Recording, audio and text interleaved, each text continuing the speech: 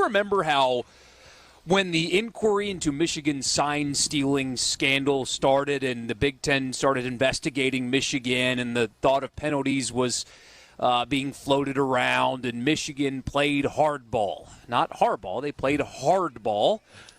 And started talking about lawsuits and due process and this isn't fair and this is embarrassing and we didn't do anything wrong, and then suddenly But then 180, and it was like, oh, actually, no, the hardball suspension is fine, guys. It's fine. It's totally fine. It's totally fine. It's fine. Yeah, no, we'll accept it. No more lawsuits. We're good.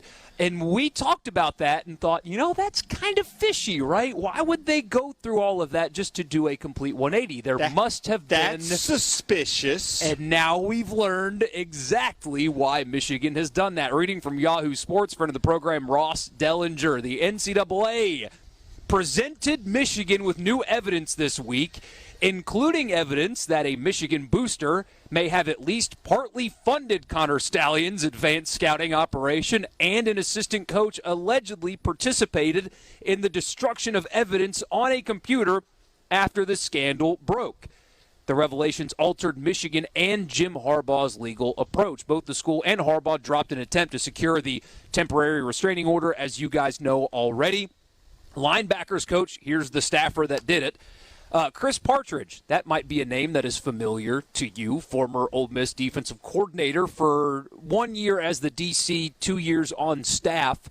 Chris Partridge has been, quote, relieved of his duties as a member of the staff at Michigan. Multiple sources say to Ross Dellinger that Chris Partridge is not alleged at this time of knowing about the advanced scouting by Stalions, but acted after the fact to cover up the evidence.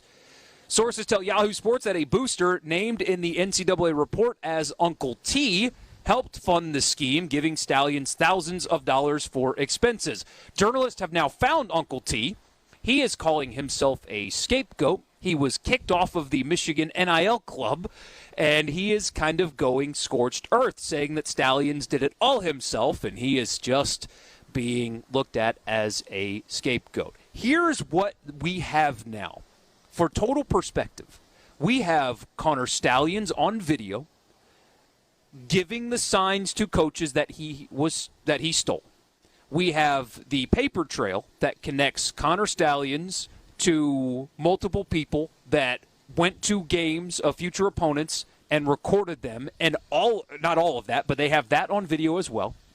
We have the funder of the scheme and destruction of evidence. I am not a lawyer. I know there's a lawyer listening. At least one. At least one. The NCAA is a kangaroo court. They don't have to have evidence beyond a reasonable doubt to prosecute people. Ask Southern Miss basketball. I bring it up all the time. They got shot to the moon on testimony that changed 3 times. So the NCAA can do what they want in terms of punishment. But legally, they've got everything. Evidence, video evidence, paper trail, funding the scheme, and destruction of evidence. They've got it all on Michigan. So what happens? That's a great question. I feel really bad for Cleveland State right about now. They're going to get nailed. Central Michigan, because they had Stalions on their sideline, they're going to get a Obviously, you were involved. 10-year show cost. Yeah, I don't know. I don't know the answer to that, but first off, Uncle T is just incredible. This guy, it's like an 80s action movie. We found the guy who was funding the Nicaraguan dictatorship. That's what we've got here. He's funding an entire operation of espionage. Tom Clancy wrote books about stuff like that, and this is going on in college football. By the way, I never realized we were going to have so much legal expertise to talk about college football. I know, right? I thought that was just going to be, us where, hey, these games are great. And no, we got to talk about judges and lawsuits and everything else. So they have everything. We'll see what happens. We'll see if anything comes of it. I do agree that Michigan, it's tough to keep them in this year. And their athletic director absolutely should be stepping down from the playoff committee. Yeah, Ward Manuel is, if you guys didn't know this, is on the college football playoff selection committee. the athletic director at Michigan, is on that committee. I agree with you. He needs to recuse himself, or the committee needs to tell him, you are no longer involved. And frankly, I think at this point, I don't know how you can allow Michigan to play in the postseason, at least this year. I don't know how you can do it. It'd be different if it was circumstantial or something that you could explain away or something that's from 3 years ago. And yes, it is partially from 3 years ago, but they were caught this year. It happened this year. They were scouting Purdue, for gosh sakes. It is deep. Connor Stalions was on the sidelines of Central Michigan, Michigan State this year. This is all part of this season. And you know that some staff members are involved. You know that it was funded by a booster.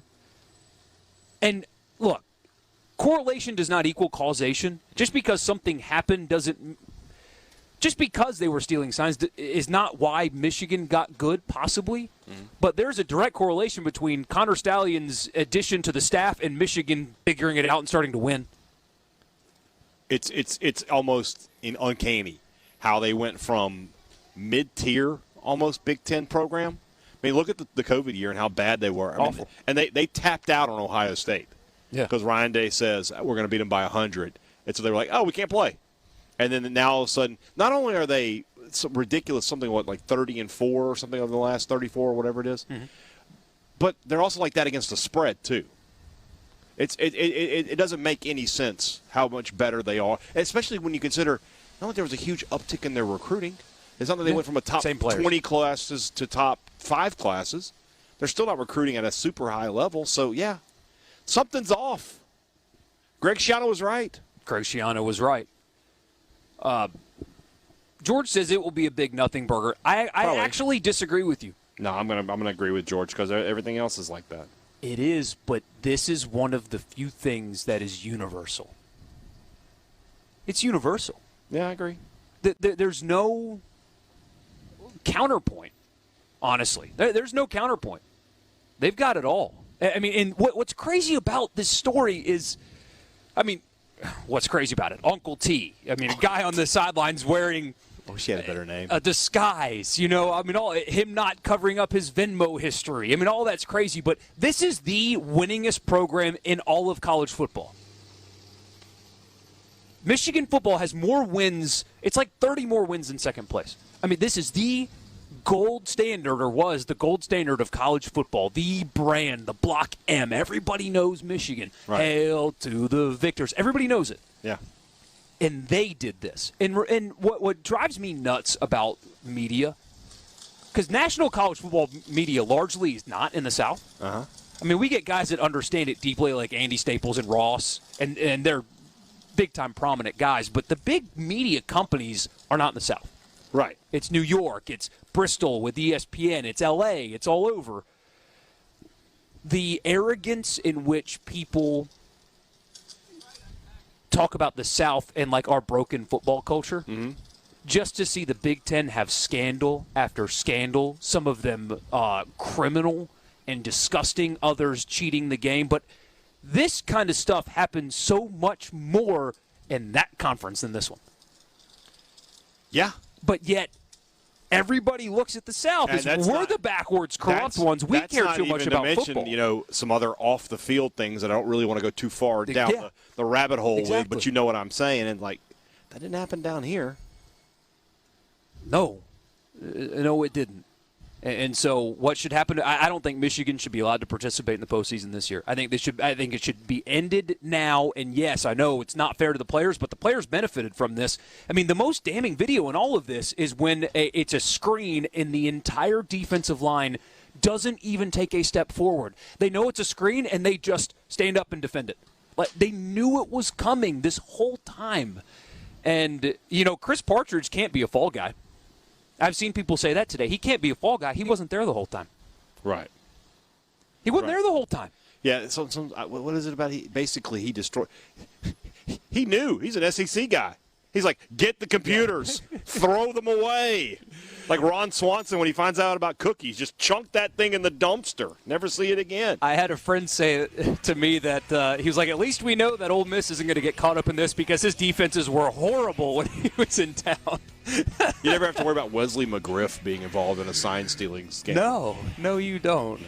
But anyway.